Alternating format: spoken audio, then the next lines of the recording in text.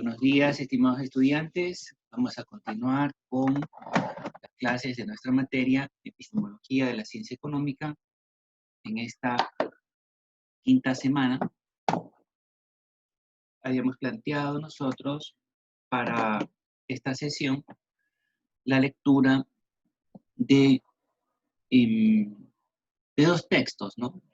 Por un lado, habíamos planteado la lectura del documento de Marc Bloch, ¿no? El capítulo segundo.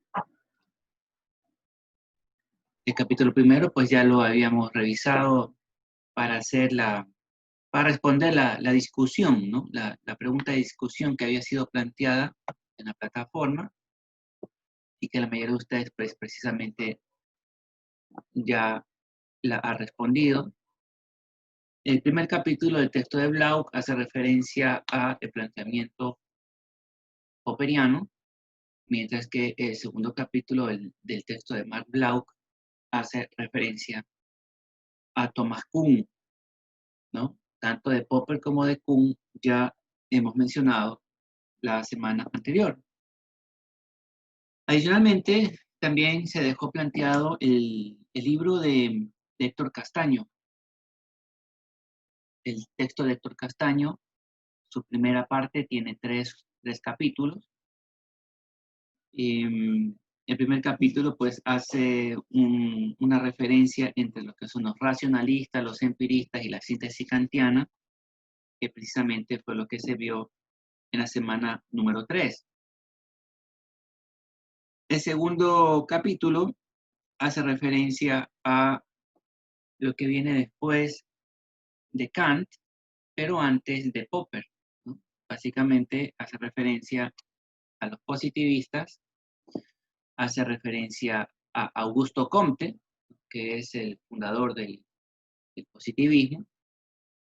En la síntesis kantiana se había mencionado que el conocimiento se inicia desde la experiencia, pero que no puede haber conocimiento sin las referencias a priori y a posteriori, y la referencia a priori pues es la referencia teórica. Por lo tanto, pues Kant le da mucha importancia también a la teoría, tanto como a la experiencia. El positivismo de Augusto Comte es fundamentalmente empirista, ¿no? Hay que tenerlo en cuenta, ¿no? El positivismo es empirista y por lo tanto, pues, valida de alguna manera el método inductivo, ¿no? Eso es muy importante. Es muy importante, estimados estudiantes, que ustedes tengan clara la película o la diferencia entre el positivismo y el neopositivismo por un lado y por otro lado el falsacionismo de Popper, ¿no? ¿En qué sentido? En el sentido de que para los positivistas de alguna forma son continuadores de los empiristas ellos, ¿no? Y para ellos el conocimiento pues viene de la experiencia y esa experiencia, esa suma de casos positivos me permite plantear una teoría, ¿no? Una teoría de alguna manera robusta, según los positivistas, y que explique el mundo como es, ¿no? El positivismo explica el mundo como es. Se basa fundamentalmente en los hechos, ¿no? Es decir, para los empiristas, las teorías vienen de los hechos, ¿ya? Las teorías no se inventan, las teorías son una consecuencia de los hechos. Y para los positivistas, las teorías se verifican. Esto es extremadamente importante, estimados estudiantes, porque veremos luego, o bueno, como ya vimos la semana pasada, pero quiero insistir en ello, los falsacionistas están en desacuerdo con utilizar el verbo verificar, ¿no? La verificación es como quien dice una ratificación de lo verdadero de algo, ¿ya? Y entonces los positivistas parten de los hechos, de esos hechos construyen teorías, y esas teorías se verifican y se verifican y se verifican nuevamente a través de la experiencia, ¿no? O sea, de los hechos se construye teoría y esa teoría se la vuelve a someter, eh, se la pone a prueba, ¿no? Pero cada puesta a prueba es una verificación de, de la teoría que nació de un proceso inductivo empírico.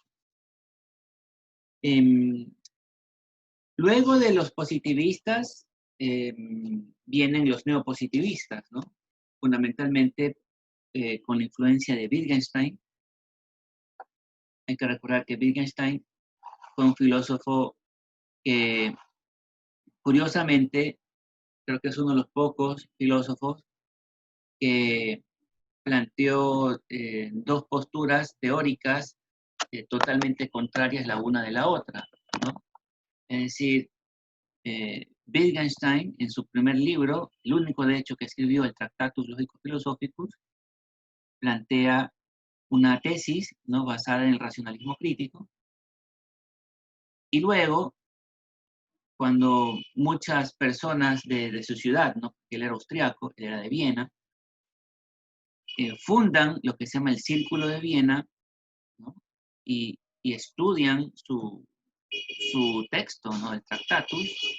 Resulta que bueno, a él le tocó ir a la guerra, ¿no? A la Primera Guerra Mundial, luego de haber asistido a la guerra, y luego la muerte de su padre, ¿no? Tuvo una herencia que rechazó, vivió temporalmente alejado, ¿no?, reflexionando sobre lo que había escrito y había pensado, se dio cuenta de que estaba en desacuerdo con su libro, con el Tractatus, a pesar de que habían seguidores, lectores de ese libro, ¿no? Entonces, luego, en una segunda etapa de la filosofía analítica, eh, Wittgenstein, pues, prácticamente eh, reniega de lo que originalmente había dicho, ¿no? Y por lo tanto reniega de el Círculo de Viena, ¿no? Del neopositivismo del Círculo de Viena.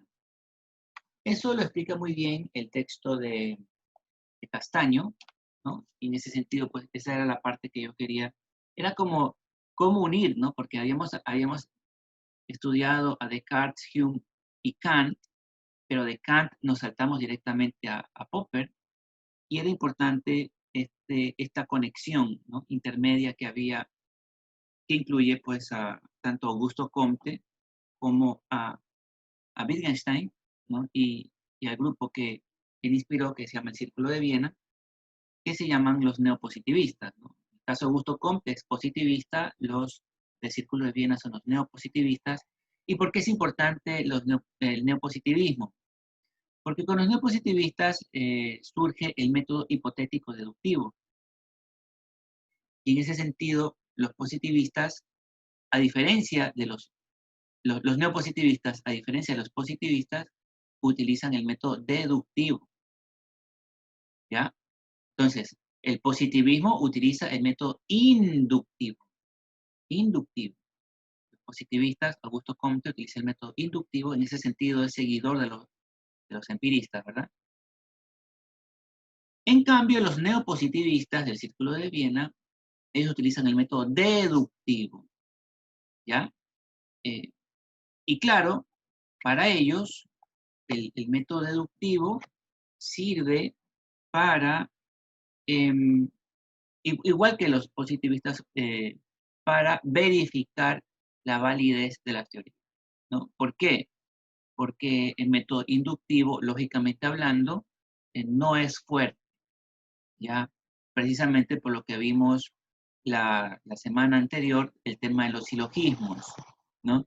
El silogismo ponendo ponens, del consecuente, yo no puedo afirmar el antecedente, ¿no? En cambio, negando el antecedente, se puede negar el consecuente, que es el toyendo toyens, ¿verdad? Entonces, como caer en cuenta, ¿no?, de que había que utilizar la lógica adecuadamente. Y claro, Wittgenstein propone ¿no? Que es importante el lenguaje y la lógica, o sea, que son importantes las dos cosas. Entonces, los neopositivistas, por un lado, en el tema de la lógica, eh, usan el método deductivo, ¿no? Que es el más robusto, y en términos de lenguaje, los neopositivistas les gusta mucho el uso de las matemáticas también, ¿no? Entonces, como para ir precisando en las hojas, ¿no? del capítulo 3, aun cuando yo les pedí que lo lean, podemos revisar, por ejemplo, del texto de Castaño, del texto de Héctor Castaño, podemos ver en la página, desde la página 43 del libro de Héctor Castaño, o sea, en el capítulo 3, se habla del neopositivismo del Círculo de Viena. Y al hablar del neopositivismo del Círculo de Viena, pues se menciona en la página 43, en el último párrafo, a Bertrand Russell y a Ludwig Wittgenstein. En la siguiente página, en la página 44, asimismo, en el último párrafo, dice que para Wittgenstein, cada proposición general en lo referido a su veracidad y a su sentido está determinada por el conjunto de proposiciones singulares cuya suma es su equivalente. Los hechos elementales atómicos forman la única sustancia del lenguaje y del pensamiento. Se entiende solo lo que se sabe expresar. No hay pensamiento que no se preste a la expresión, y los límites de mi lenguaje forman los límites de mi universo. Ya, este último párrafo de Wittgenstein hay que entenderlo de la siguiente manera. Dice, solamente se puede entender lo que se puede expresar. Wittgenstein, luego, en su segunda época, diferencia entre lo que es decir y comprobar, ¿no? En esta primera etapa que estamos revisando, él no hace esa diferencia, ¿no? Pero en la segunda etapa sí lo hace. En esa segunda etapa, Wittgenstein dirá que solamente se puede decir en la ciencia, pero la demostración es una tautología. ¿Y cuál es la diferencia? Que cuando uno dice cosas a través de la ciencia, uno está creando conocimiento nuevo, ¿no? Hay novedades, novedad científica, hay aprendizaje, hay creación. En cambio, cuando nosotros hablamos de las demostraciones, según Wittgenstein, eso es simplemente una tautología. Esto es muy importante, estimados estudiantes, porque luego cuando ustedes vean a lo largo de la carrera, en algunos casos ustedes se darán cuenta de que lo que supuestamente es una teoría, en realidad es una tautología, ¿no? Y en ese sentido, pues la tautología se enmarcaría más en, en una clave positivista que en una clave falsacionista, ¿no? Porque recuerden ustedes que los positivistas, a través de la inducción, llegan a una teoría y luego la verifican y la verifican y la verifican y la verifican a través de, em, de las nuevas pruebas, ¿no? Pero eso que están verificando no es otra cosa más que la ratificación de lo que se dijo en un inicio, ¿no? Entonces, algo parecido es la tautología, ¿no? La tautología es lo que se hace en las matemáticas, las comprobaciones. Se hace una afirmación matemática y luego se deriva un poco a través de un poco de ecuaciones y finalmente se concluye que lo que se había dicho de un inicio era correcto, ¿no? Son las típicas comprobaciones que, por ejemplo, se suelen hacer en estadística, ¿no? Cuando se comprueba la distribución binomial, la distribución normal, etcétera. Todo eso pues tiene comprobaciones.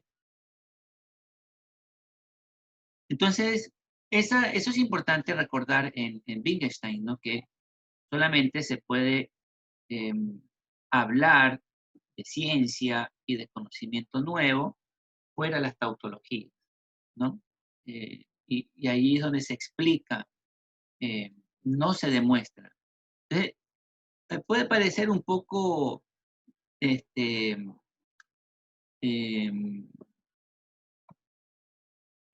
no sé qué palabra utilizar, pero, eh, o sea, molestoso ya que uno haga hincapié en la palabra correcta, pero es que eso es muy importante, ¿no? Es muy importante tener claro que cuando uno hace demostraciones, uno no está explicando, uno está demostrando, ¿no? Bueno, vale la redundancia, está en un proceso tautológico, ya no está creando nada nuevo, no hay novedad, ¿ya? Cuando uno demuestra, no hay novedad, es un proceso tautológico. En cambio, cuando uno explica, ahí sí hay novedad, ¿no? Ahí sí hay novedad porque parte de una premisa inicial y luego pues llega a nuevas conclusiones, ¿no? Eso es muy importante entonces, ¿no? La diferencia entre lo que es decir, explicar, por un lado, y lo que es eh, comprobar, ¿no?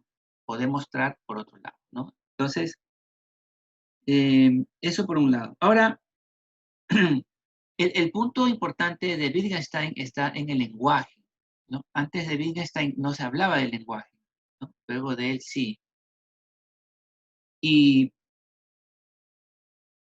bueno, todo esto es considerado por el Círculo de Viena y el programa neopositivista, de acuerdo a la página 45 del texto de Castaño, dice en la página 45, justo antes del último párrafo, dice: el programa neopositivista puede caracterizarse mediante los elementos siguientes, y empieza a enumerar.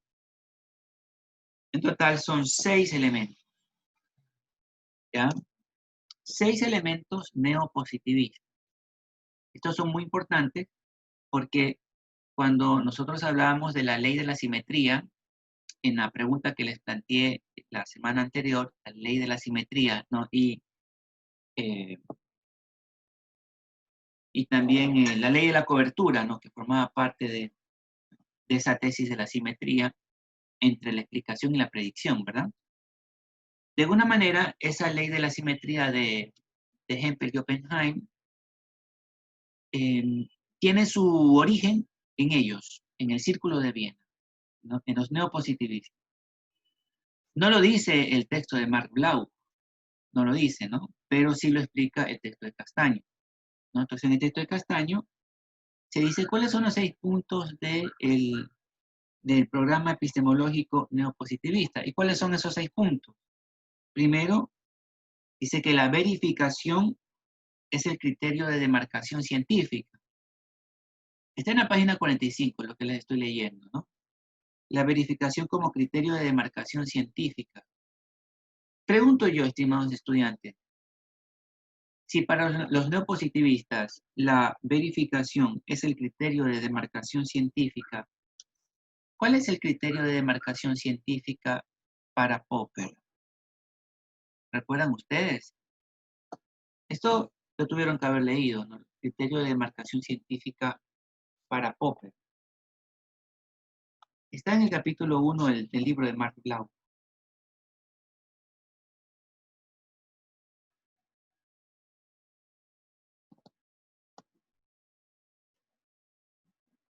Para mí es muy importante esta pregunta en la medida de que ustedes más o menos tengan la idea de la respuesta, significaría que estamos avanzando bien, ¿no? Si se les arma un completo y gigante signo de interrogación ante esta pregunta, entonces eh, hay que, hay que seguir insistiendo hasta que quede más claro, ¿no? Entonces, ¿cuál es el criterio de demarcación de Popper? El criterio de demarcación de Popper es que no existen verdades científicas, ¿no? Las teorías se inventan, dice Popper, ¿no? Y lo único que se hace con esta teoría inventada es que se la somete a prueba, ¿no? Se la pone a prueba. Y si es que esa teoría inventada, luego de ponerse a prueba, es falseada, entonces se la retira, ¿ya? Cuando es falseada, se la retira. O sea, ¿qué significa ser falseada? Cuando no se acepta la hipótesis nula, ¿no? O sea, es falseada, ¿no? No pasa la prueba. Entonces, cuando la, cuando la hipótesis es falseada, se la retira, ¿ya? Y por lo tanto, ya no forma más parte del fondo común de la ciencia.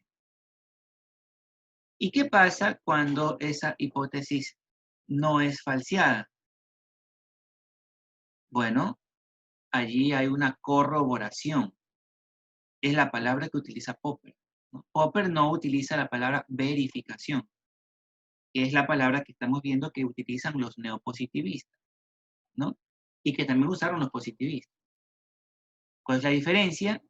Que cuando uno habla de verificación, uno está defendiendo una teoría inicial, uno la defiende, ¿no? En cambio, cuando uno dice corroboración, uno lo único que está haciendo es no desecharla nada, pero no la está defendiendo, ¿ya? O sea, emocionalmente hay una distancia muy grande entre la verificación y la corroboración. En la verificación yo me pongo feliz porque la tesis original que estaba defendiendo se ha verificado, una vez más ha demostrado ser verdadera, ¿no? Eso es lo que hacen los neopositivistas.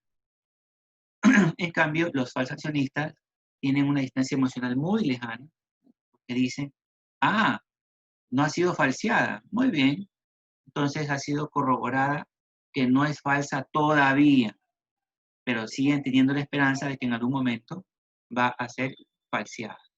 Entonces esa es una primera característica, es muy importante para que lo tengan en cuenta, ¿no? Yo podría preguntar en los aportes, en los exámenes, sobre esto.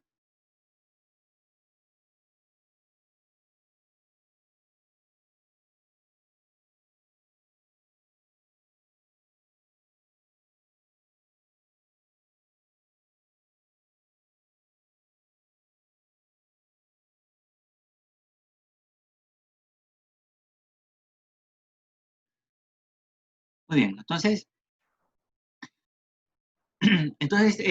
tenemos como una mayor claridad, espero, en la diferenciación entre los positivistas y neopositivistas por un lado, versus el falsacionismo de Popper, ¿no? En un caso, los neopositivistas utilizan la palabra verificación. Popper utiliza la palabra, ¿qué palabra utiliza Popper? Corroboración, ¿no? Corroboración. Ya, entonces, Popper corrobora nada más, ¿no? Corroboración, Popper corrobora, en cambio, los neopositivistas verifican, ¿no? La diferencia es que en la verificación se ratifica lo verdadero, en la corroboración lo que se corrobora es que todavía no ha sido falseado. O sea, la, la visión en ambos casos es totalmente diferente, ¿no?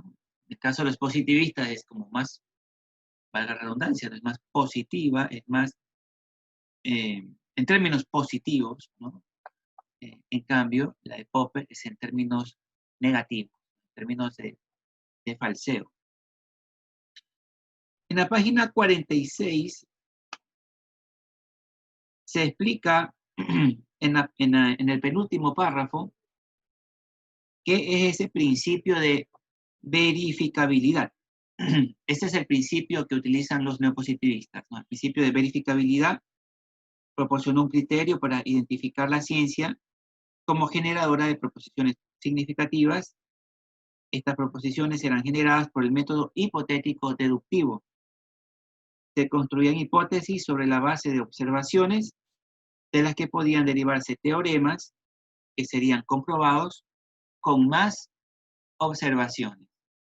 En ese sentido, pues los neopositivistas son continuadores del positivismo de Comte.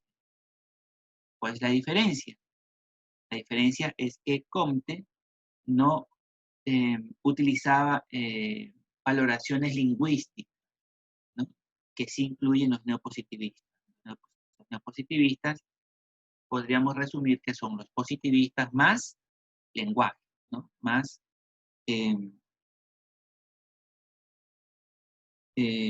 una valoración del lenguaje.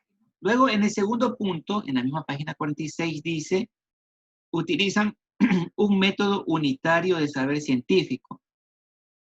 Y en la última línea de la página 46 menciona, mediante la rigurosidad del método del análisis lógico al conocimiento científico. Entonces, si alguien preguntara, ¿quién crea el método hipotético deductivo? Entre opciones, positivistas, neopositivistas y falsacionistas. ¿Cuál sería la respuesta? Neopositivismo. Exactamente, muy bien, correcto, ¿no? Por favor, tomen en cuenta las preguntas que hago, porque a veces es una pena, pero los estudiantes, yo les pongo las mismas preguntas que desarrollo en clase y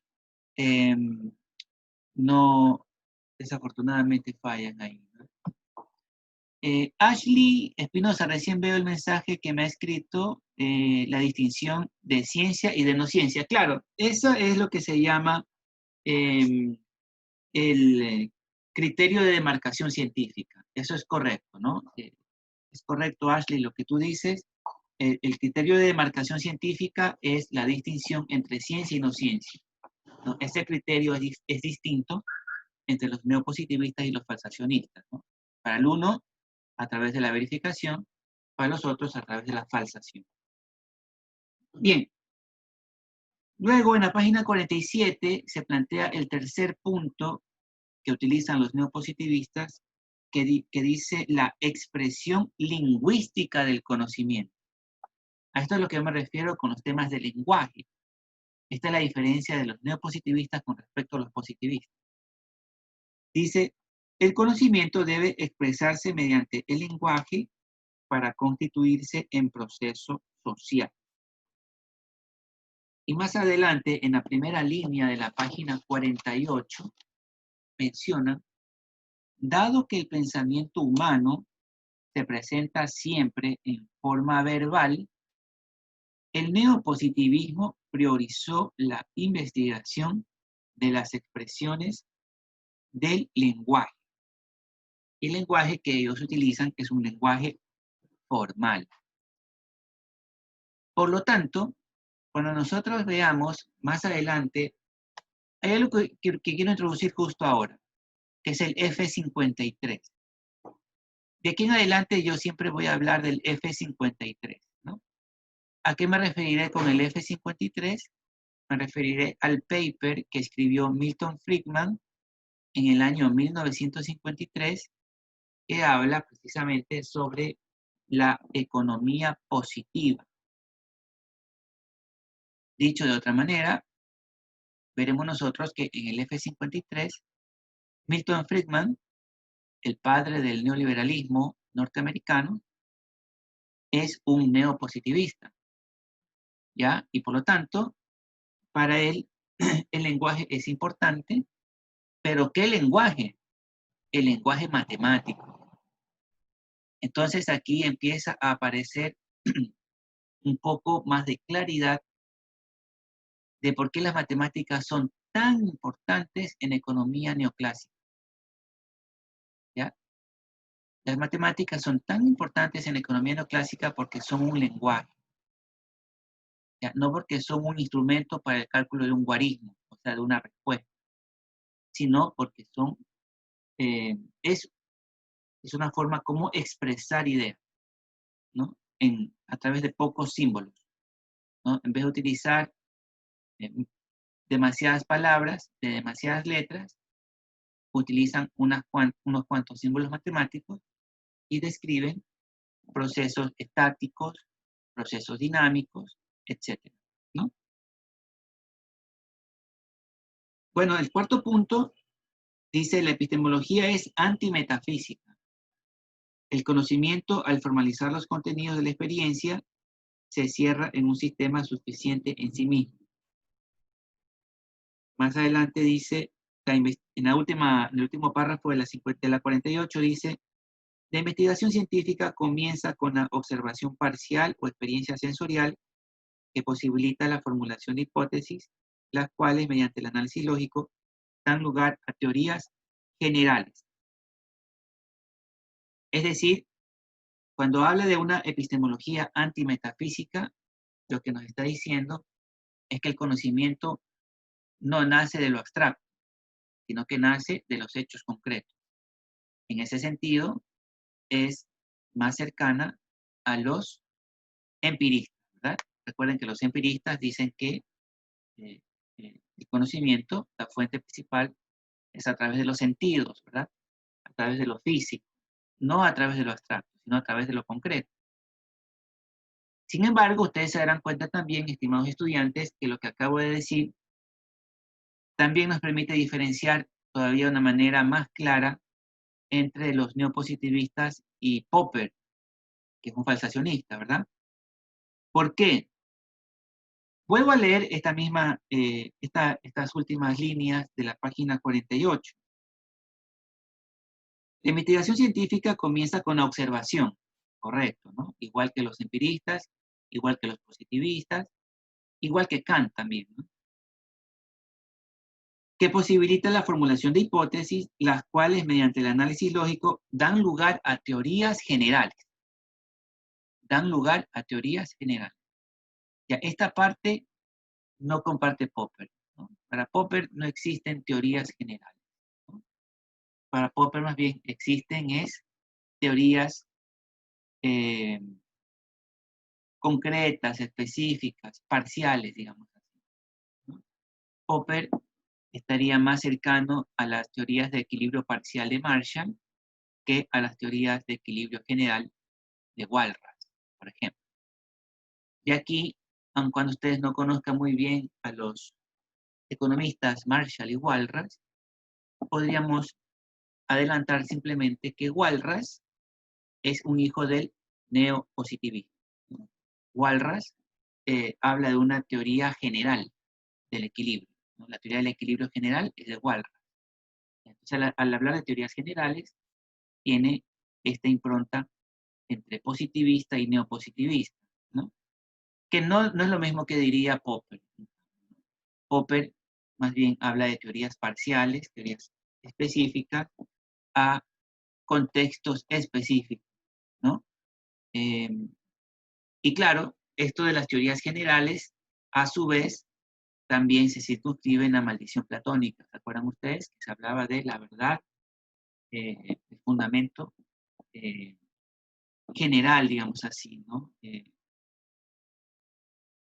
gran fundamento que lo explica todo.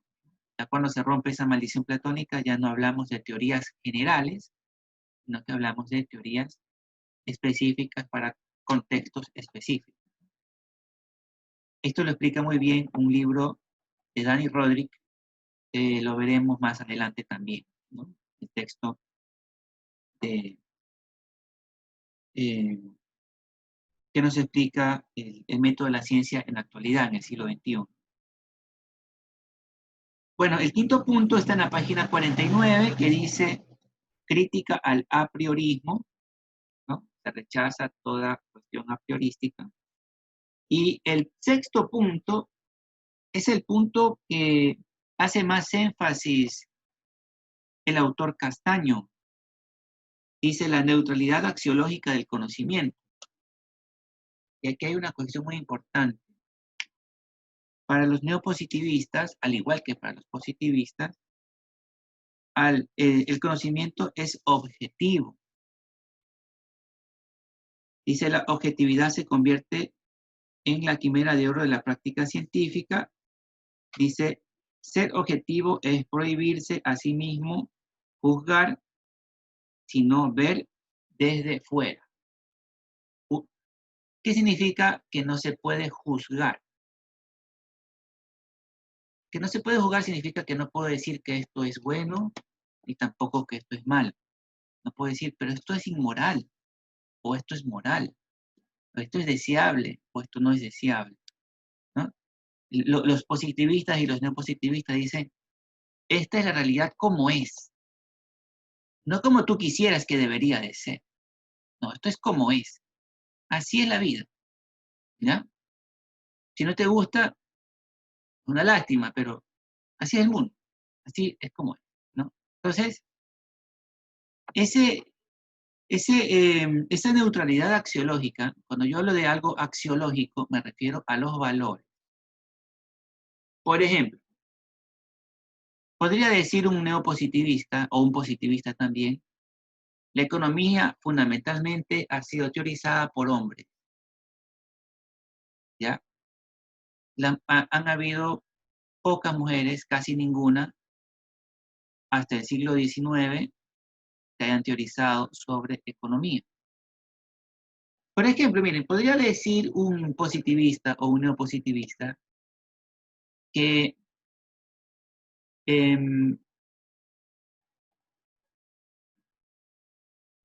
la Mary Paley Marshall fue la mujer de Alfred Marshall, ¿no? Alfred Marshall ya era un profesor muy conocido. Alfred Marshall es un economista importante, ¿no? Cuando ustedes a lo largo de la carrera escuchen de Alfred Marshall, pues él es uno de los creadores de la microeconomía, ¿no? Entonces, Marshall se casa con una exalumna, ¿no? María Paley.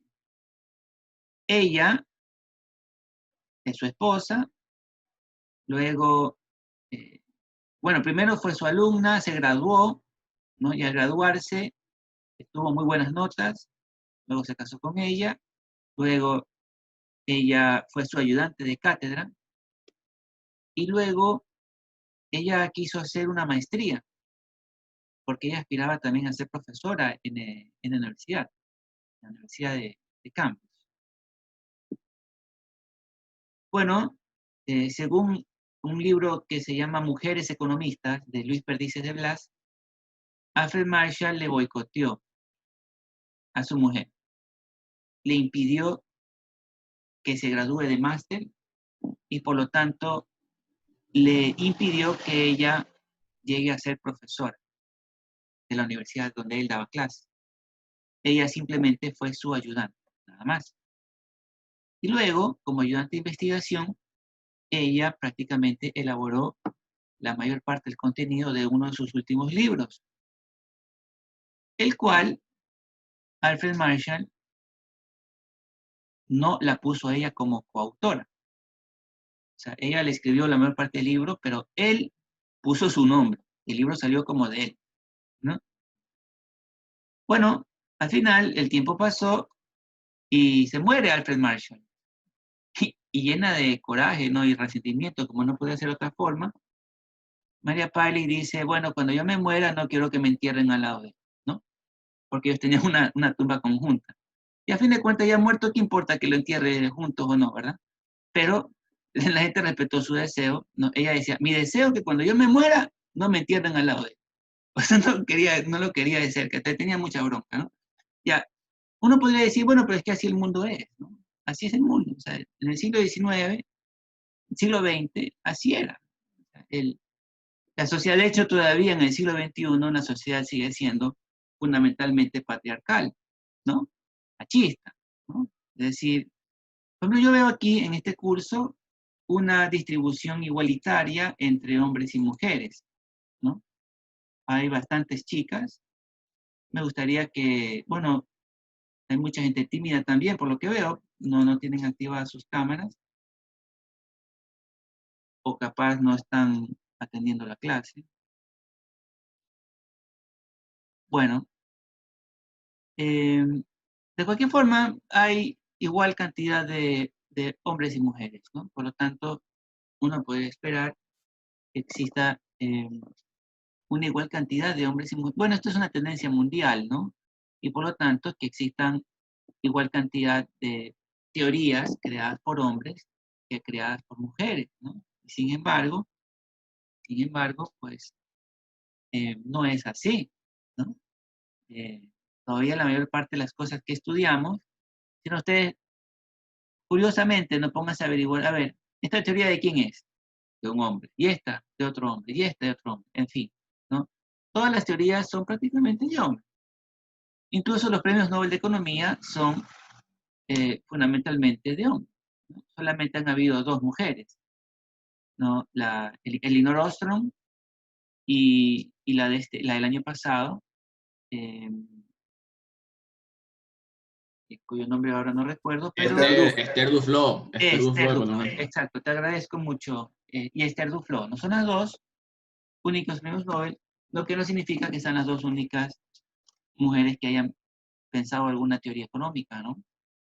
Bueno, afortunadamente, aunque no estoy seguro si lo están haciendo bien, me temo que no necesariamente el hecho de que sean mujeres significa que lo vayan a hacer diferente a los hombres.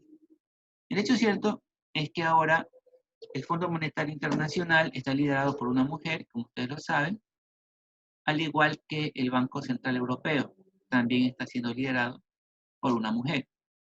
No necesariamente lo están haciendo de una manera diferente, ¿no? Eh, pero de cualquier manera, pues es muy interesante ver que en los puestos directivos ya se va superando ese patriarcado, ¿no? Histórico que viene desde la Edad Media y que todavía está vigente en los actuales tiempos, ¿no? Bueno, un positivista diría, bueno, es que eso así es y punto, ¿ya? Así es el mundo, ¿ya? Y a las chicas les dirán, no les queda otra pues, que aceptar, que así es el mundo. No, que debería haber más equidad de género. Así es el mundo, dirían los neopositivistas, ¿no?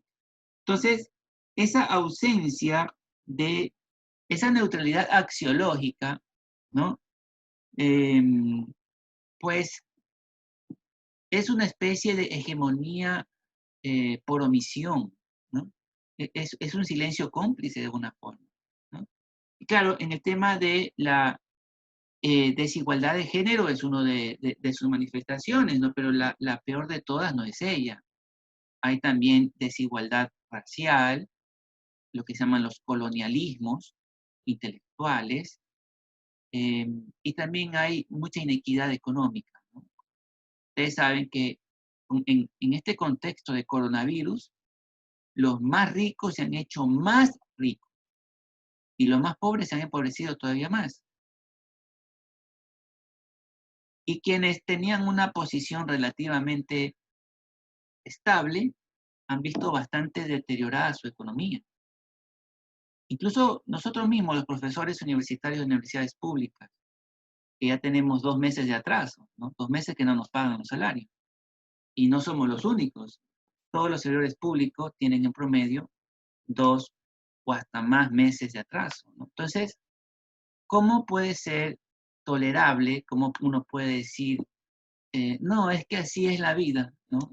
Como dirían los neopositivistas, sin ningún tipo de manifestación axiológica, ¿no? O sea, con una neutralidad axiológica. Es que así es el neoliberalismo, ¿ya?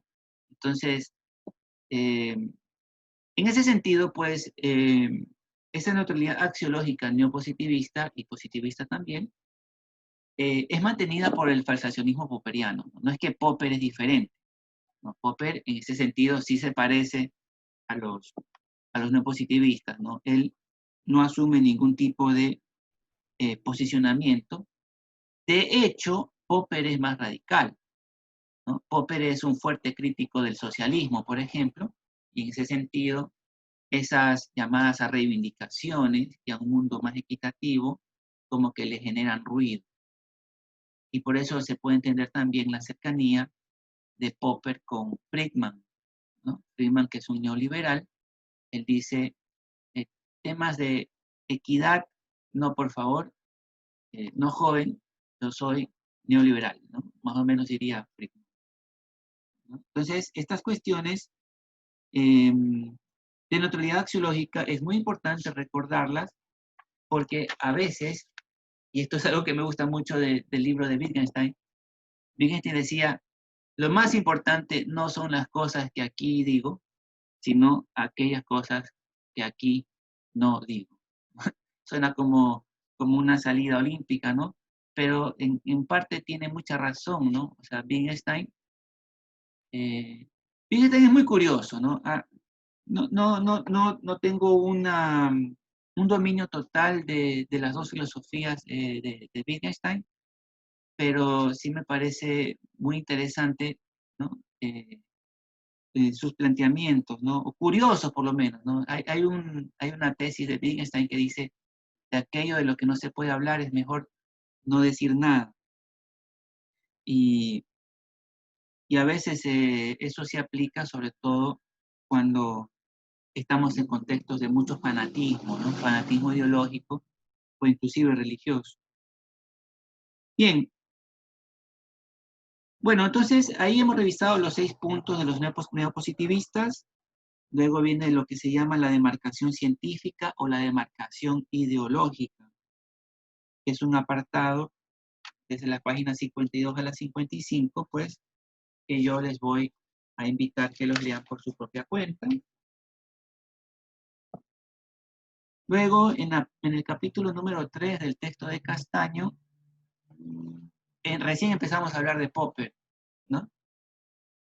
Y bueno, ya hemos hecho la conexión entre Kant y Popper. Ya de Popper hemos hablado la semana pasada, de tal manera que este capítulo 3 en gran medida, de alguna manera, ya fue revisado. Y luego de Popper, pues viene el tema de los paradigmas, ¿no? De Thomas Kuhn. Y finalmente, lo que son los programas de investigación científica de la Catos, que como ya les había anticipado, no es otra cosa más que una síntesis entre lo mejor de Popper y lo mejor de Kuhn, en donde lo único que voy a insistir es en la página 82, donde dice núcleo central y cinturón protector. El núcleo central sería la parte kuhniana, ¿no? La parte del paradigma kuhniano en, en, en la propuesta de Lakatos, y el cinturón protector es lo que puede ser falseado, es decir, es la parte popperiana de el texto de Lakatos, ¿no? De la propuesta lakatosiana. Bien, mis estimados estudiantes, para mí es muy importante que quede claro esto de los programas de investigación científica, porque así es como funciona la ciencia en la actualidad, con programas de investigación. Y algo muy agradable para mí, y bueno, si los comparto, la semana pasada, desde el día miércoles hasta el domingo, es decir, hasta ayer, se dio el Festival de Rethinking Economics, que, como yo les había mencionado, pues es una comunidad de académicos de todo el mundo, de su edad, son contemporáneos a ustedes, ¿no? A Dayan Vélez, a Aaron Arriaga, a Ana Aladines, a todos ustedes, ¿no? Y eh, son jóvenes, entusiastas, eh, que están dando sus primeros pasos en la investigación y que, claro, el punto clave es que saben inglés, ¿no? Y por lo tanto se pueden comunicar entre ellos. De todas formas, en el INET Economics, en el Instituto de Nuevo Pensamiento Económico, ahí sí hay comunidades en español y en portugués. La idea mía, y cada vez y cuando se lo recuerdo, es que sería una buena idea que ustedes, o que nosotros, ya para no excluirme, intentemos eh, involucrarnos en estas redes. ¿no? No como un deber del profesor, sino como en el ejercicio de sus libertades, ¿no? Es decir, eh, porque les dé la regalada gana, digamos así, ¿no? Pero eh, con la intención de tener un plan B, ¿no? Insisto, estimados estudiantes, eh,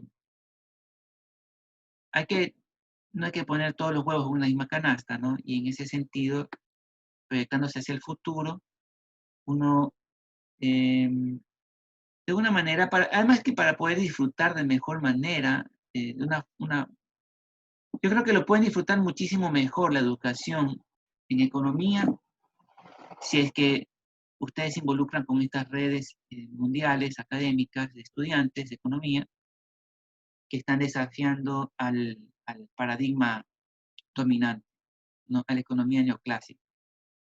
Y lo hacen con programas de investigación en términos lacatosianos muy atractivos, ¿no? A mí me parece muy atractivo, por ejemplo, la economía conductista, para aquellos que les guste la microeconomía. Me parece muy atractivo la propuesta estructuralista y la propuesta eh, post-keynesiana para aquellos de ustedes que les gusta la macroeconomía. Para aquellos de ustedes que les gustaría ser políticos, por ejemplo, ¿no? La nueva economía política institucional eh, les podría ser muy agradable. Yo no, difícilmente puedo hablar con ustedes, ¿no? Casi que mis clases son monólogos, tal vez por la complejidad de los temas, pero yo creo que al menos uno de ustedes en algún momento será una persona que vencerá el miedo y saltará a la palestra pública como político, por ejemplo, ¿no? Pero como un buen político, me refiero, ¿no?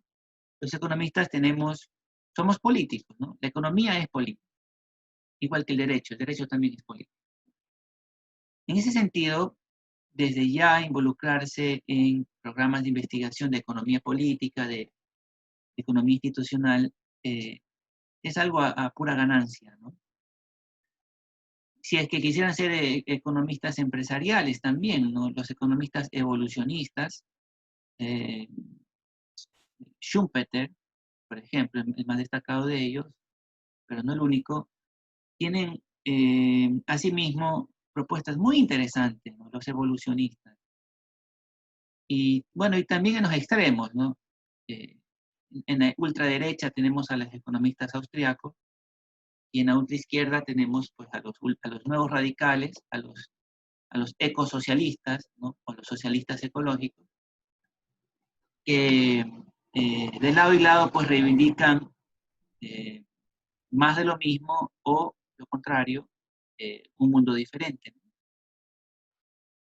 De todo esto podremos encontrar en estas redes y el hecho de que ustedes al terminar esta cuarta semana, que ya la hemos terminado, porque ahora estamos en la quinta semana de clase, y que a este punto ustedes ya tengan claro lo que es un programa de investigación en términos lacatosianos, eso a mí me llenaría de mucha alegría porque ustedes ya estarían preparados para poder involucrarse en estas redes, ¿no? Y sí me gustaría que de repente alguien por interno, alguien que tenga ese ánimo, ¿no? Esa curiosidad, indiscutiblemente tal vez un miedito también puede ser, ¿no? Porque eh, uno podría decir, y yo en segundo semestre ya podría meterme en estas grandes ligas.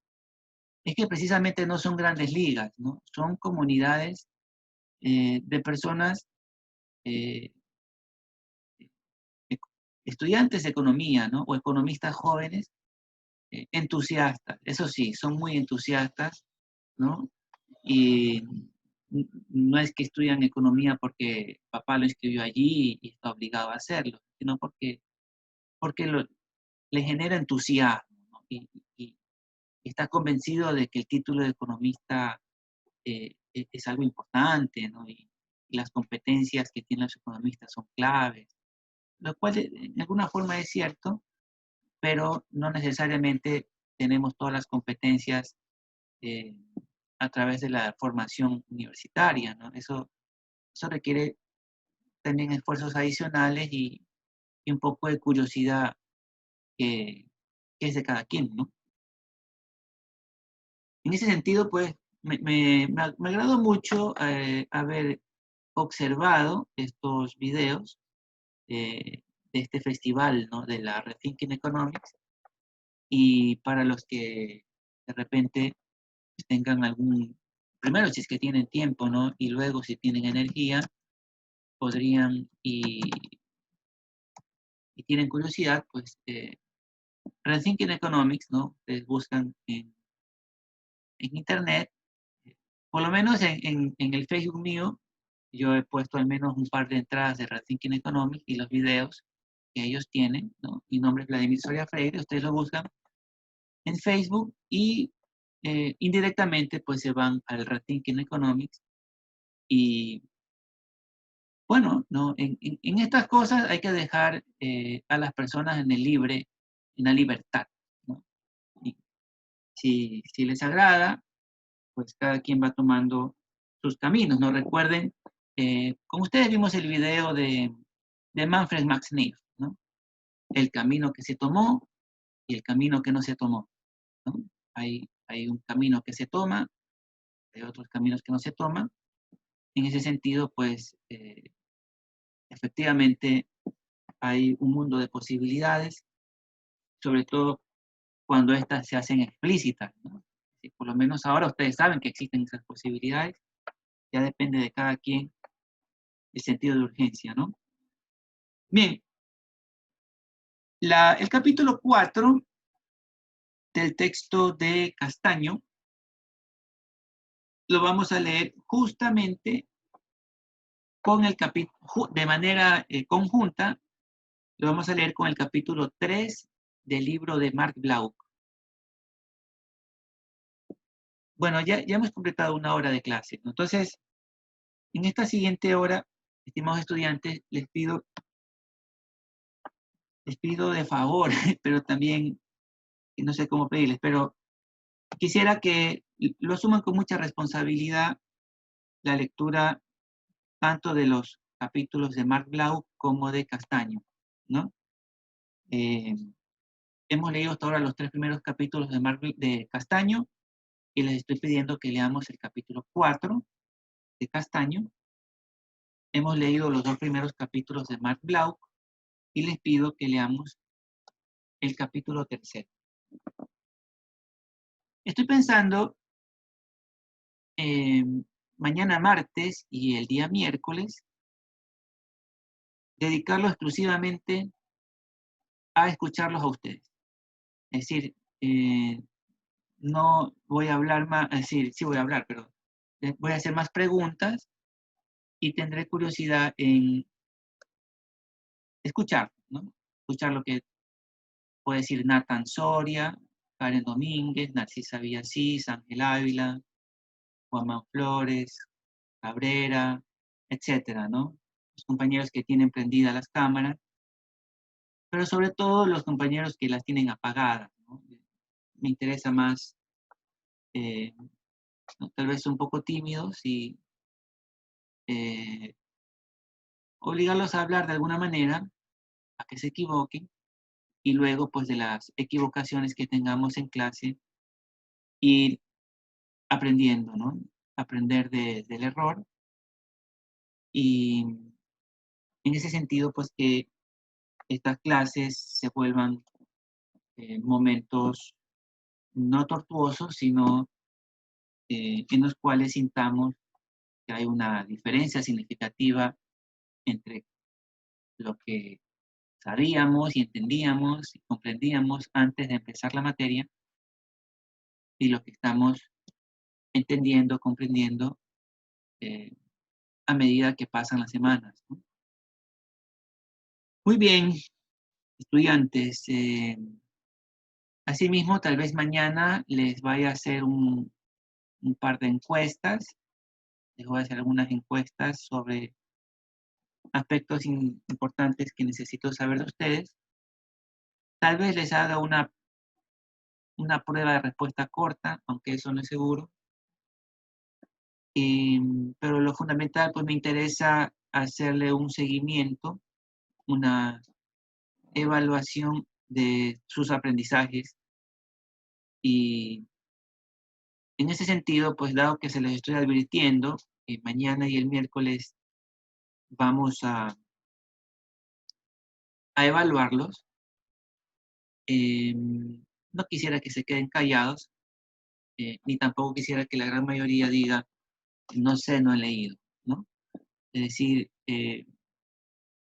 intentemos preparar eh, con, con la misma consideración, ¿no?, que yo le tengo a ustedes, pues intenten también preparar estos capítulos para el día de mañana, ¿no? No es calificado, obviamente, no es calificado, pero sí va a ser una demostración, una impresión. Ya tengo unas pequeñas impresiones de algunos de ustedes, unos pocos que han participado, pero quisiera llevarme también esas buenas impresiones de los demás estudiantes, ¿no? De acuerdo. Entonces, ¿qué es lo que queda para mañana como lectura? En concreto, el capítulo número 4 del texto de Castaño, que incluye desde las páginas 91 hasta la página, bueno, de aquí no es mucho en realidad, ¿no? El 91 hasta el 98, ¿no? Son pocas páginas, ¿no? Del 91 al 98, el capítulo 4 de Castaño, y del capítulo 3 de Marc Bloch, ese sí será todo el capítulo 3 de Marc Bloch. ¿Ya? Vamos a hablar de estos dos textos y bueno, espero que nos vaya bien, ¿no?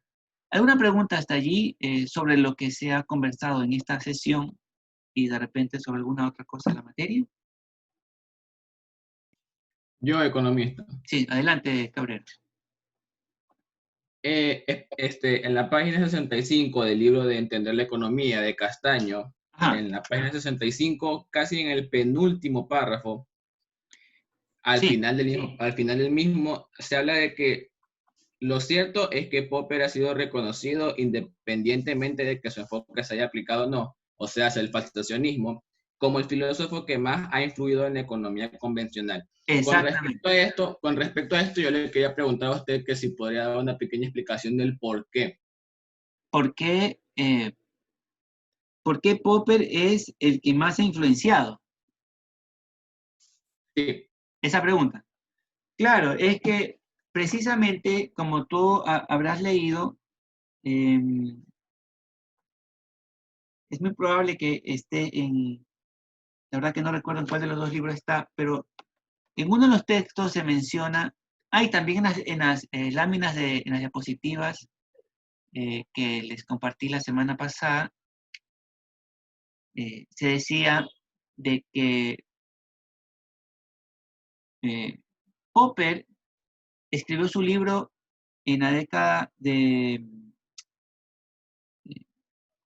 ver si es que lo puedo abrir exactamente para no cometer una equivocación, una inexactitud. Ya, estas son las diapositivas que yo les había eh, compartido la semana anterior.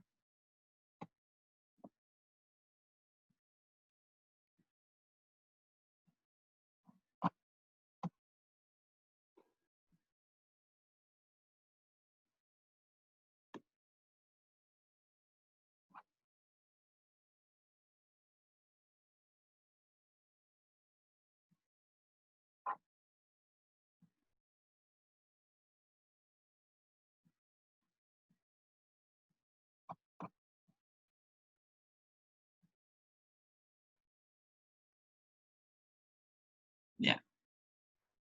Entonces, decíamos nosotros que Popper publicó su libro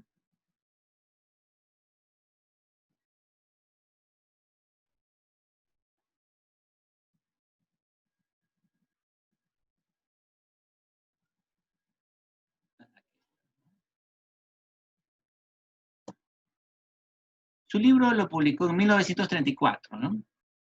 Y la versión traducida fue muchísimos años después, ¿no? Fue casi eh, por el 50 más o menos, ¿no? Que se tradujo al inglés, ¿no? O sea, lo escribió en el 34, pero lo tradujo al inglés en la década de los 50 aproximadamente, finales de los 50. Entonces tuvo casi 2 décadas el libro de Popper en alemán, ¿no? Logik der Forschung. Y por lo tanto tuvo poca influencia en el mundo donde pues, fundamentalmente se habla inglés. Ahora, ¿por qué tuvo mucha influencia en Friedman? Tuvo mucha influencia en Friedman porque a finales de los 40 eh, Popper dio clases en la Sociedad Montpellerin, ¿no? Me parece que aquí también lo menciono, ¿no? Aquí está, ¿no? El libro fue publicado en el 34, pero recién se lo tradujo en el 59 al inglés. Pero Popper había dado en el 47 una serie de seminarios en la Sociedad Montpellerin. La Sociedad Montpellerin es eh, es un grupo de economistas, fundamentalmente de tendencia de derechas y de ultraderecha, ¿no? Seguidores de von Bauer, de von Mises. El más destacado del Montpellerin en ese momento, en el 47, fue Hayek, ¿no? La sociedad Montpellerin en el siglo XXI, en la actualidad, eh, es la que auspicia a los políticos llamados libertarios, ¿no? A los libertarios de derecha, ¿no? Porque además que la palabra libertario, al ser una palabra en extremo, también hay libertarios de izquierda, ¿no? Pero normalmente cuando uno escucha la palabra libertario, más bien la asocia a los seguidores o a los descendientes de la sociedad Montpellerin. Ahora bien, influyó mucho el texto de Popper en Friedman. Entonces Friedman se volvió el epistemólogo, básicamente, de buena parte del siglo XX. Entonces, hoy nosotros estamos viendo un curso de epistemología y de hecho es obligatorio, o sea, por la importancia que ha tenido Friedman, revisar el texto de él, ¿no? Por eso es que yo les dije en esta precisa sesión, yo les dije que de aquí en adelante yo voy a hablar del F53. Precisamente refiriéndome al texto que escribió Milton Friedman en el año de 1953, ¿no? Ese es el F53, el texto que escribió sobre economía positiva. Ahora, la pregunta que me haces, y te agradezco mucho por la pregunta, ¿por qué ha sido el que más ha influido en la economía convencional? Porque es el que nos ha, de alguna manera, desmarcado de, de la maldición platónica, ¿no? La maldición platónica, lo que, digamos, si es que he hecho bien mi trabajo, lo que creo que ustedes deberían de haber entendido, es que la maldición platónica es la pretensión de que existen grandes explicaciones para los problemas económicos, ¿no? La explicación para todos los problemas económicos desde una teoría. Entonces, eso es lo que pretendió hacer Adam Smith, ¿no? Con la causa de la riqueza de las naciones, ¿no? Es decir, con este libro voy a explicar la causa de la riqueza de las naciones, ¿no? En el caso del liberalismo del siglo XVIII, XIX. A mediados del siglo XIX, Marx escribe El Capital, ¿no? El primer tomo del Capital, y ya después, cuando él muere, su amigo Engels publica el tomo 2 y el tomo 3. El Capital, en cambio, es una obra que también está dentro de la maldición platónica, ¿no? Lo que hace es explicar a través de un método que es el método dialéctico de Hegel, cómo a lo largo de la historia, ¿no? A través del materialismo dialéctico, han existido las luchas de clase y que siempre el explotado, eh, de alguna manera, es el que garantiza el adecuado o el gozoso modo de vida de los explotadores.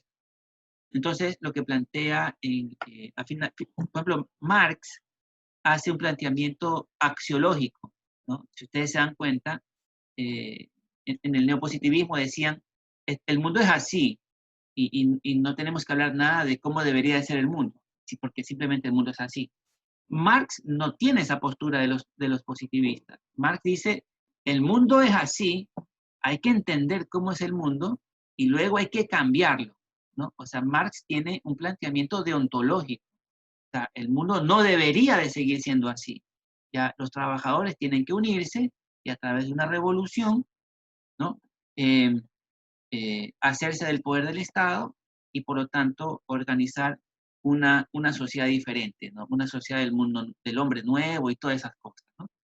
Bueno, entonces todos ellos, a pesar de que tenían planteamientos teóricos totalmente opuestos, sin embargo, desde el punto de vista del método, desde el punto de vista del método, todos hablaban de verdades aplicables para todo, digamos así. O sea, eran teorías generales, eran teorías de aplicación para todos los casos. En cambio, con Popper, lo que primero Popper dice, no existe la verdad. Es una herida terrible para el ego de los científicos positivistas. No es que los positivistas estaban verificando la verdad, verificaban y verificaban y verificaban la verdad. Y viene Popper y le da un balazo a esa idea, pues dice, no existe la verdad, olvídate, la verdad no existe. Lo que existe son teorías que se inventan. Y a veces esas teorías que se inventan, la realidad las corrobora, en otros casos la realidad las falsea, ¿no? Entonces, lo que hace Popper es fragmentar el conocimiento, ¿no? De alguna manera, Cabrera. Entonces, por lo tanto, con Popper lo que tenemos nosotros es que no vamos a aprender la economía verdadera, ¿no? Los conocimientos verdaderos sobre lo que hay que hacer en economía para que la economía esté excelente. No, eso no existe más. Lo que existen es una gran cantidad de teorías chiquititas, cada una se puede aplicar en un contexto determinado. ¿Ya? Entonces tienes como un catálogo, digamos así. Es como si tuvieras un catálogo de teorías y tú dices, para este caso hay que aplicar Keynes, para este caso hay que aplicar Hayek, para este caso hay que aplicar Adam Smith, para este caso hay que aplicar Schumpeter, etcétera, ¿no? Para este caso Marx, en fin. Entonces, se vuelve en ese sentido Popper, de una manera, el eh, quien elimina esta pretensión de que existe la teoría, la gran teoría, y de alguna manera por eso es que Popper eh, fue de alguna manera odiado, ¿no? Porque a la gente, ustedes saben, a todos nosotros nos gusta eh, tener la razón de alguna forma, ¿no? A nadie le gusta que le digan estás equivocado.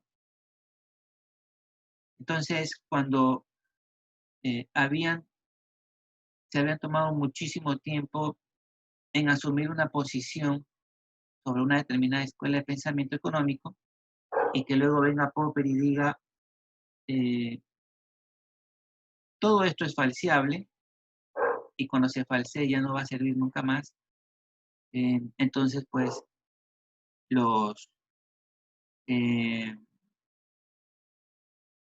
los economistas se fueron en contra del mensajero y no del mensaje, ¿no? O sea, eh, por eso es que también, si ustedes se dan cuenta, hay mucha bronca en contra de Milton Friedman. No sé si se han dado cuenta, ¿no? Pero Friedman es un personaje bastante odiado en economía, ¿no? Sobre todo por los colegas de izquierda. Y, y en parte es porque Friedman es el portavoz de esta, eh, esta idea, ¿no? Se va a encontrar el mensajero y no encontrar el mensaje. Y en ese sentido, pues Friedman, su personalidad también, a él le gustaba este tipo de situaciones, ¿no? Crear controversia, ¿no? Se sentía muy bien en medio de las controversias, Friedman, ¿no? Cuando le entregaron el premio Nobel de Economía a Friedman, eh, mucha gente pues le fue a boicotear a Estocolmo, eh, le lo pifiaron, etcétera, y él estaba muy contento, estaba contento de que lo pifien, ¿no? O sea, se sentía, le gustaba el tema de la polémica, ¿no? Parecía un economista de farandulero, ¿no? Le gustaba mucho la polémica y en realidad fue un trotamundo del neoliberalismo, y fue una persona llena de energía y también pues escribió en lenguaje muy comprensible, ¿no? El texto que escribió con su mujer, con Rosa Friedman, es un texto, un bestseller, ¿no? Libertad de elegir. Libertad de elegir es un texto claramente anticomunista, ¿no? Intenta legitimar el capitalismo por encima del modelo económico que tenía la Unión Soviética. Y la verdad que comunicando era muy bueno, ¿no? Era un buen comunicador, era, eh, sabía, eh, sabía convencer, ¿no? Y tenía un poder de convencimiento interesante. Pero claro, ya cuando uno lo revisa al detenimiento, se da cuenta de que también fue de alguna manera parte de una propaganda eh, del- de los beneficios del capitalismo, eh, sin hacer una autocrítica de sus limitaciones también, ¿no? En ese sentido, ante la fuerte influencia que llegó a tener Milton Friedman y a través de él Popper en la economía convencional, el economista que intentó ser, como quien dice, su contrincante metodológicamente hablando fue Paul Samuelson, ¿no? También vamos a ver la propuesta de Samuelson, ¿no? Pero cuando leamos el F53, o sea, el texto de Friedman, vamos a entender por qué este texto es muy fácil de que uno asuma una posición favorable a ese texto. Y, y bueno, por eso es que Popper influyó mucho en la economía, ¿no? O sea, no Popper directamente, sino a través de Friedman, ¿no? A través del F53.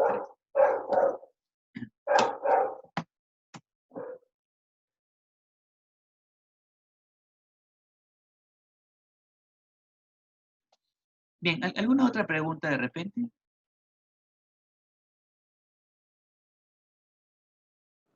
Economista, yo tengo una duda nomás. Es que así como usted nos dejó claro lo que son las diferencias entre nepotismo y el positivismo, neopositivismo y positivismo, Ajá, neopositivismo. sí, quería preguntarle que si ambas quieren buscar como una consolidación de la ciencia o ya simplemente como que el positivismo la quiere simplemente como separar la ciencia de la filosofía.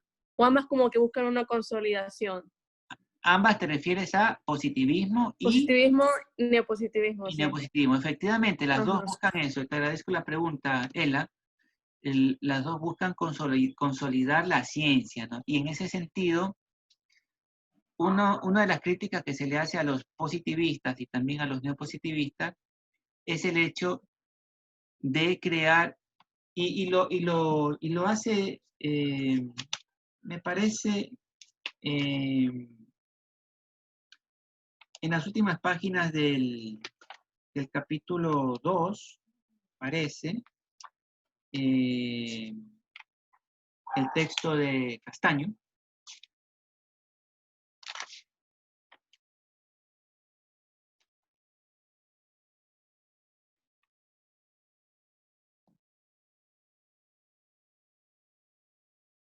Sí, en la página, para responder tu pregunta, ¿no? En la página 54, en las dos últimas líneas, dice, perdón, en la página 54, en el penúltimo párrafo, en las cuatro últimas líneas dice, el método científico también va más allá de los hechos e incluso contra los hechos de la experiencia inmediata. El método científico se desarrolla en la tensión entre la apariencia y la realidad. Y más abajo, en las últimas líneas, dice, en la esfera social resulta muy peligroso desde el punto de vista del poder de la burguesía dominante cualquier investigación profunda que conduzca a la evidencia de la explotación capitalista que pueda convertirse en un programa político alternativo para la clase explotada. De allí el papel reaccionario de las teorías semánticas neopositivistas proclives a un alejamiento total de tales tipos de investigación. Esto es lo que te quiero mencionar con estas líneas que he leído. Que cuando el positivismo empieza a plantear a través del criterio de verificación lo que es verdadero, al mismo tiempo empieza a plantear lo que en términos de Kuhn se denomina la ciencia normal, ¿no? O sea, al tú ratificar como verdadero, después de muchas pruebas, una teoría, entonces lo que dice esa teoría es lo verdadero, ¿no? Entonces el libre mercado nos va a llevar a la eficiencia, por ejemplo, ¿no? Y si de repente tú dices, pero yo tengo nueva evidencia que no me está ratificando eso, sino que todo lo contrario, me está eh, evidenciando de que el libre mercado no me está llevando a la eficiencia, por decir algo.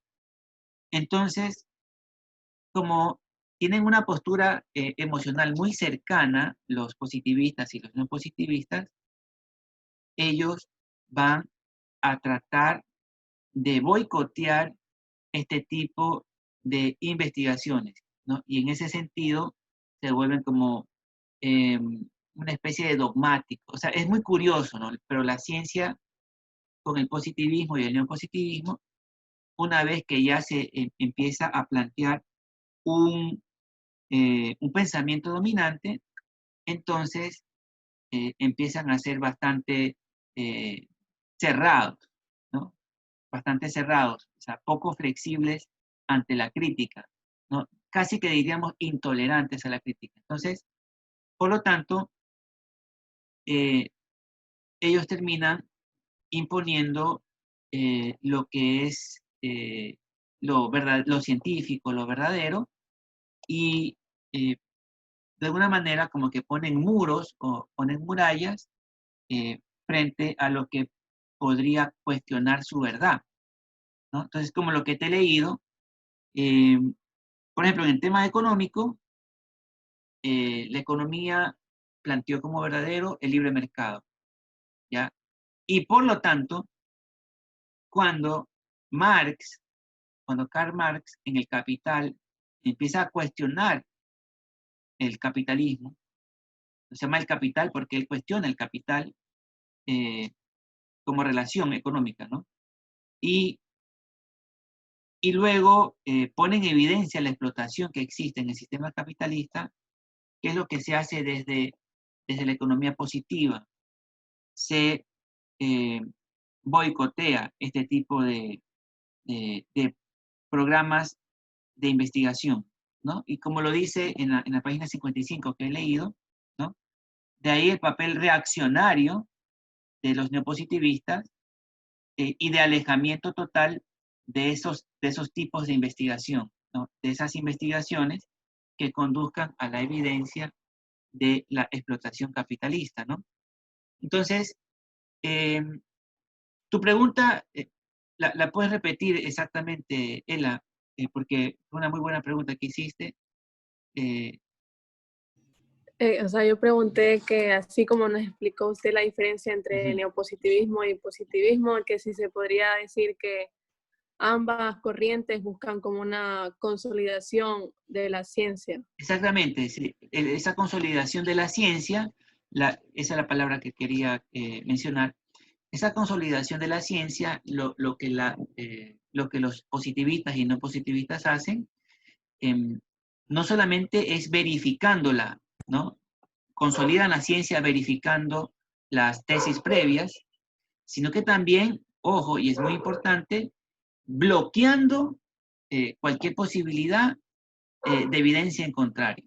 ¿Ya? O sea, eso también quiero que caigamos en cuenta. O sea, ellos consolidan la ciencia a través de la verificación, pero no solo a través de la verificación, sino también a través del boicot a las probables propuestas teóricas que los contradigan. O sea, en ese sentido, no se juega tan limpio. No se juega tan limpio porque no, no es que falsean, digamos así, las propuestas contrarias, sino que ni siquiera permiten que éstas puedan ser parte de las investigaciones, ¿no? O sea, las alejan. Dicen, de esto no vamos a investigar. Ya, de esto de aquí no forma parte la investigación económica. Entonces, es una forma de legitimar la ciencia, pero también explícitamente alejando ciertos temas que no les interesa que formen parte de la discusión, ¿no? Y eso obviamente no es deseable, ¿no? Lo deseable es incorporar esas propuestas, ¿no? Por eso es que en algún momento también vamos a leer nosotros un texto de Samuel Bowles, en donde Samuel Bowles hace un planteamiento muy interesante sobre cómo incluir las distintas teorías de pensamiento económico en un libro de introducción a la economía, ¿no? Y en ese sentido tendríamos pues sí una síntesis, pero no una síntesis excluyente. O sea, no una síntesis que incluya solamente lo que a mí me interesa que se incluya, sino que una síntesis que incluya inclusive aquellos puntos en los cuales no necesariamente esté totalmente de acuerdo, ¿no? Esa sería la respuesta. Entonces, la respuesta, a fin de cuentas, es que sí, efectivamente, en términos afirmativos, pero no solamente verificando, sino también boicoteando a quien plantea un programa de investigación que le contradiga, ¿no?